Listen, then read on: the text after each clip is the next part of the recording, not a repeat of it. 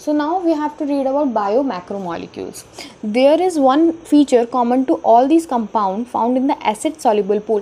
हमने स्टार्टिंग में एकदम एक एक्सपेरिमेंट किया था और हमने देखा था कि एक तो एसिड इनसॉल्युबल पूल था और एक एसिड सॉल्युबल पूल था.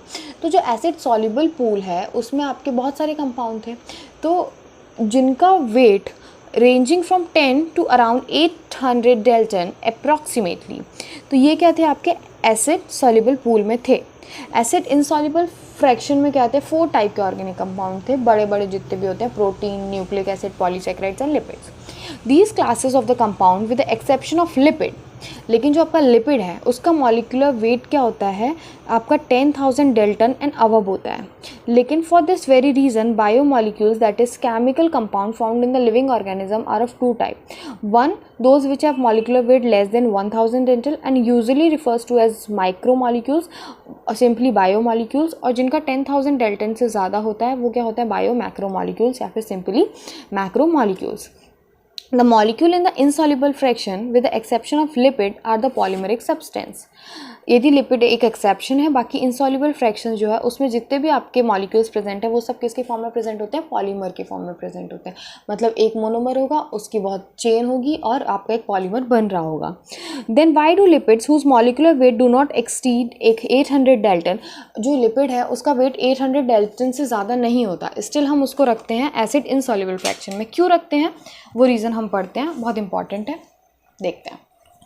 बोल रहे हैं lipids are indeed small molecule weight compound. Small molecule है, ठीक है, हाँ. And at present not only as such but also arrange into the structures. ये आपके एज सच प्रेजेंट तो होते ही हैं, बट ये आपके other structures like cell membrane, other membranes, इनमें भी अरेंज रहते हैं.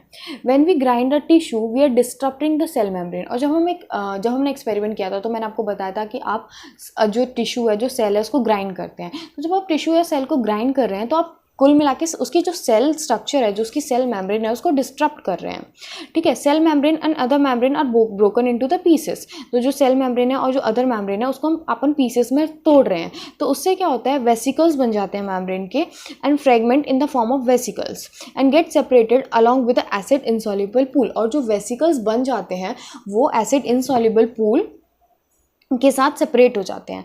Hence in the macromolecule fraction lipids are not strictly macromolecules. तो यदि आपको बोर्ड्स में ऐसे लिखने आएगा तो you have to write this paragraph, whole paragraph, कि लिपिड्स आपके क्यों आते हैं मैक्रोमॉलिक्यूल में and why they are not strictly macromolecule, ठीक है. उसके बाद बोल रहे हैं the acid soluble pool represent रफली the cytoplasmic composition.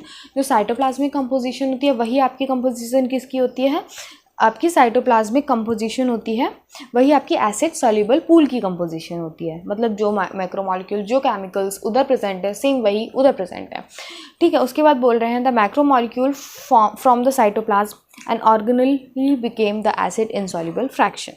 Together they represent the entire chemical composition of the living tissue or the organism. तो एक आपका क्या बता रहा है, ऑर्गेनेली को रिप्रेजेंट कर रहा है, एक फ्रैक्शन आपका साइटोप्लाज्म को रिप्रेजेंट कर रहा है, दोनों मिलके आपका किसका कंपोजिशन रिप्रेजेंट कर रहे हैं, लिविंग टिश्यू का या फिर ऑर्गेनिज्म का.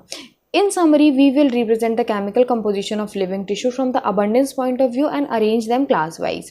We observe that the water is the most abundant chemical in the living organism. ये याद रखना आपको कि water is the most abundant chemical in the living organism. फिर आपको अगेन एक टेबल दी गई है, इस चैप्टर में आपको टेबल्स बहुत दी गई हैं और सारी ही टेबल्स बहुत इंपॉर्टेंट है, ठीक है. तो सबसे पहले आपको कंपोनेंट दिया गया वाटर. वाटर का परसेंट टोटल मास, सेलुलर मास कितना होता है, 70 to 90%.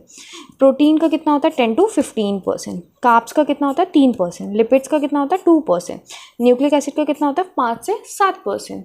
और जो आपके आयंस होते हैं उनका कितना होता है, 1%. Now we will read about proteins.